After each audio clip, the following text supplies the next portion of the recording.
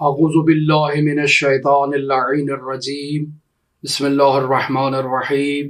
الحمد للہ رب العالمین الصلاة والسلام علی اشرف الانبیاء والمرسلین وعلی آلہ الطیبین الطاہرین المعصومین الذین اذہب اللہ عنہم الرجس وطہرہم تطہیرا اما بعد۔ عزیزان محترم، ہماری آپ کے ساتھ گفتگو حضرت امام موسیٰ کاظم علیہ آلاف التحیت و ثنا کی مظلومیت کے ان ایام میں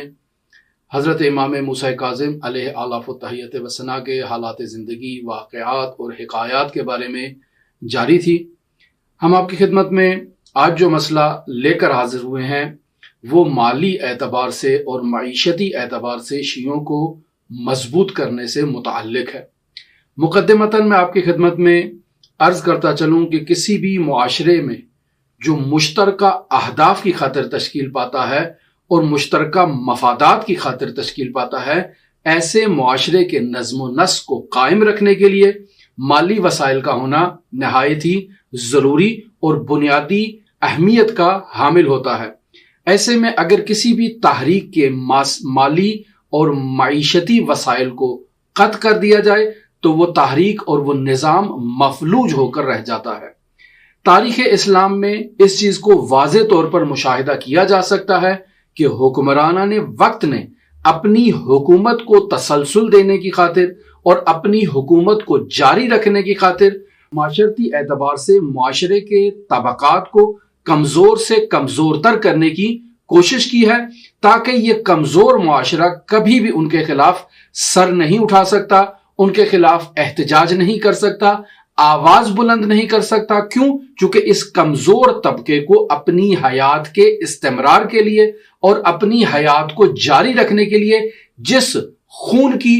ضرورت ہے وہ خون حکمرانوں نے وقت کی جانب سے انہیں تزریق کیا جائے گا اور انہیں دیا جائے گا، جو مالی وسائل کی صورت میں ہے۔ لہٰذا آپ دیکھیں، پہلا واقعہ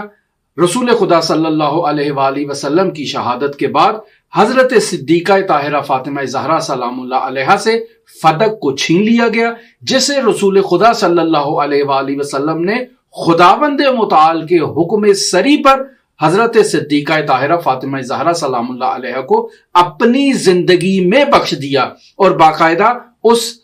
باغ میں اور اس علاقے میں حضرت صدیقہ طاہرہ فاطمہ زہرا سلام اللہ علیہا کے ملازمین مصروف عمل تھے، کام کیا کرتے تھے، اس کی درآمد آیا کرتی تھی۔ لیکن جیسے ہی رسول خدا صلی اللہ علیہ وآلہ وسلم کے بعد حکومت تشکیل پائی تو حضرت صدیقہ طاہرہ سلام اللہ علیہا کے ملازمین کو اس فدق سے باہر نکال دیا گیا اور اس پر باقاعدہ حکمرانوں نے قبضہ کر لیا۔ کیوں قبضہ کیا؟ بنیادی طور پر اس قبضے کا مقصد کیا تھا؟ آل رسول صلی اللہ علیہ وآلہ وسلم کو مالی اعتبار سے کمزور کرنا، اور بطور خاص حضرت مولا الموحدین امیر المؤمنین علی ابن ابی طالب کو کمزور کرنا، اور اسلام کی مالیات کا اہم منبع بیت المال کی طرف لے کر جانا، تاکہ بیت المال مضبوط ہو اور جو حزب اختلاف بن رہی ہے اسے کمزور کیا جائے، تاکہ وہ کبھی بھی حکومت کے خلاف آواز نہ اٹھا سکے۔ یہ ایک مورد۔ دوسرا مورد میں آپ کی خدمت میں مطرح کرتا ہوں اس طرح سے کہ جب آپ دیکھیں معاویہ بن ابی سفیان نے یزید کو اپنے جانشین کے طور پر اس کا اعلان کیا، تو اب یزید کو ضرورت تھی اشراف سے حمایت حاصل کرنے کے لیے یزید کے لیے۔ تو ایسے میں معاویہ بن ابی سفیان نے باقاعدہ بنی ہاشم کا اور حضرت امام حسین علی مقام علیہ آلاف التحیت و ثنا کا بیت المال سے مسلمہ حق منقطع کر دیا، تاکہ اس اقتصادی دباؤ کے ذریعے سے امام حسین علیہ السلام اور بنی ہاشم پر پریشر بلڈ اپ کیا جائے، تاکہ ان سے بیعت حاصل کی جائے باقاعدہ یزید کے لیے۔ تیسرا مورد میں آپ کی خدمت میں نقل کرتا ہوں کہ دوسرے خلیفہ عباسی یعنی ابو جعفر منصور نے باقاعدہ طور پر معاشی اعتبار سے عوام کو مفلوج رکھا۔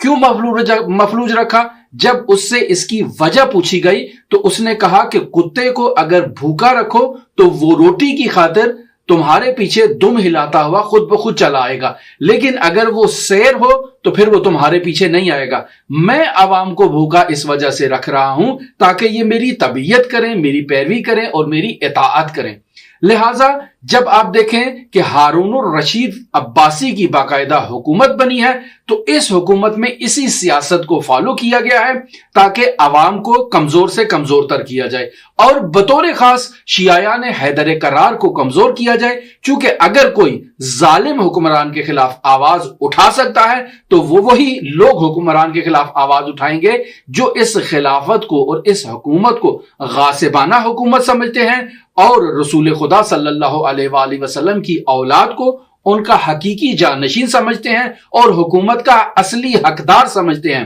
اگر ان کے پاس حکومت ہوگی تو یہ اسلام کے اصلی وارثوں کے ہاتھ میں حکومت ہوگی اور یہ اسلام کے انہی قواعد و ضوابط کے مطابق ریاست مدینہ کو اسی انداز میں چلائیں گے جس انداز میں رسول خدا صلی اللہ علیہ وآلہ وسلم نے ریاست مدینہ کو چلایا تھا۔ کیوں؟ چونکہ حکومت کی سربراہی ایک معصوم کے ہاتھ میں ہوگی جو ہر قسم کے گناہ، ہر قسم کی لغزش، ہر قسم کی خطا سے محفوظ ہے اور وہ عالم ہے تمام احکام اسلامی کا، تمام شریعت مطہرہ اسلامیہ کا اور اس کے اجرا کا اس کو بہتر علم ہے باقی تمام افراد سے۔ لہٰذا ایسے میں بنی ہاشم اور ایسے میں تمام شیعیان حیدر کرار کو سخت سے سخت مشکلات میں رکھا گیا اور تکالیف پہنچائی گئی۔ اب آپ دیکھیں کہ بیت المال کس کے پاس ہے؟ بیت المال ایسے میں ہارون الرشید عباسی کے پاس ہے کہ یہ ہارون الرشید عباسی اس بیت المال کو اپنی ذاتی ہوس رانی میں، عیش و عشرت میں استعمال کرتا ہے، اپنے ساتھیوں میں تقسیم کرتا ہے اور شیعوں کو ان کے مسلمہ حق سے محروم کرتا ہے۔ ایسے میں ایک ایسے فرد کا اس حکمران جماعت کے اندر ہونا نہایت ضروری تھا کہ جو ان کے درمیان رہے اور ان کے درمیان رہ کے شیعیان حیدر کرار اور معاشرے میں موجود تمام مظلوم طبقات کی حمایت کرے، انہیں سپورٹ کرے۔ تو ایسے میں علی ابن یقطین امام موسیٰ کاظم علیہ آلاف التحیت وثنا کا شاگرد بھی تھا، مورد اعتماد بھی تھا، وفادار بھی تھا، اور دوسری طرف سے یہی علی ابن یقطین باقاعدہ ہارون الرشید عباسی کا بھی مورد اعتماد تھا۔ کیوں مورد اعتماد تھا؟ کیونکہ اس کا باپ یقطین باقاعدہ عباسی حکومت کے قیام کے لیے اور بنی امیہ کی حکومت کے خاتمے کے لیے جدوجہد کرتا رہا، لڑتا رہا، مصروف عمل رہا، اور یہ علی اس کا چونکہ بیٹا تھا، اس کا فرزند تھا، لہٰذا عباسی حکومت کے درمیان اس کا ایک مقام اور ایک منصب اس کے باپ کی وجہ سے تھا۔ اس کا باپ شیعہ نہیں تھا۔ بعض مورخین نے یہاں لکھا ہے کہ یقطین شیعہ تھا، لیکن اگر یقطین کے اور علی کے درمیان ہونے والے مکالمات کو تاریخی منابع میں اچھی طرح سے جانچ کیا جائے تو اس مکالمے سے یہ بات معلوم ہو جاتی ہے کہ وہ اپنے ہارون الرشید اور عباسی حکمرانوں کو حق جانتا تھا اور حضرات اہل بیت علیہ الصلوۃ والسلام ان کی حکومت کو درست نہیں جانتا تھا اور ان کی ولایت اور ان کی عصمت کا قائل نہیں تھا۔ لہٰذا آپ دیکھیں کہ علی ابن یقطین جو باقاعدہ امام موسیٰ کاظم کا وفادار ساتھی تھا، یہ باقاعدہ اس منصب وزارت پر آتا ہے اور پھر وہاں بیٹھ کر شیعوں کی سپورٹ کرتا ہے اور اپنا خمس جو سال میں 1 لاکھ سے 3 لاکھ درہم تک پہنچتا تھا، یہ امام موسیٰ کاظم علیہ آلاف و تحیت وثنا کی خدمت میں تقدیم کرتا تھا۔ کیوں تقدیم کرتا تھا؟ چونکہ اس کی نظر میں خمس جو بیت المال کا ایک اہم ترین ستون ہے، اس کا مستحق اور اس کا حقیقی حقدار رسول خدا صلی اللہ علیہ وآلہ وسلم کا حقیقی جانشین حضرت امام موسیٰ کاظم علیہ آلاف التحیت وثنا ہے۔ وہ ہارون الرشید کو قطعی طور پر اس کا مستحق نہیں جانتا تھا، لہٰذا خمس کی رقم امام موسیٰ کاظم علیہ آلاف التحیت وثنا تک منتقل کیا کرتا تھا تاکہ وہ اسے اپنے درست مصارف میں جہاں مناسب سمجھتے ہیں استعمال کریں۔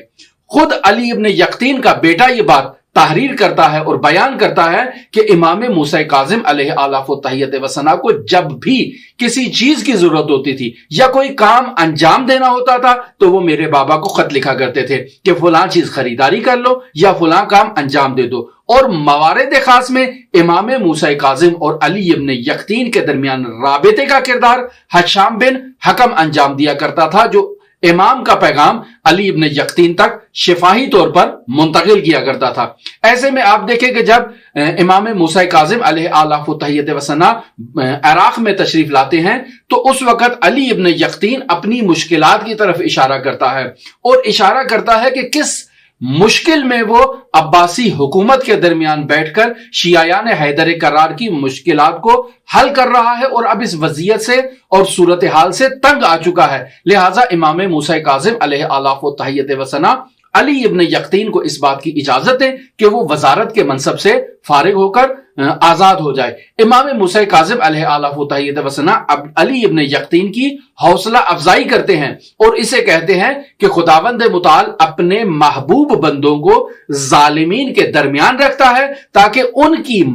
ذریعے اور ان کی مدد سے وہ مظلومین اور محرومین کی مدد کر سکے۔ تو تم بھی خداوند متعال کے محبوب بندے ہو جو اس ظالم حکومت کے دربار میں بیٹھ کے حقیقی مؤمنین، مظلومین اور محروم طبقوں کی مدد کرنے کے لیے معین کیے گئے ہوں۔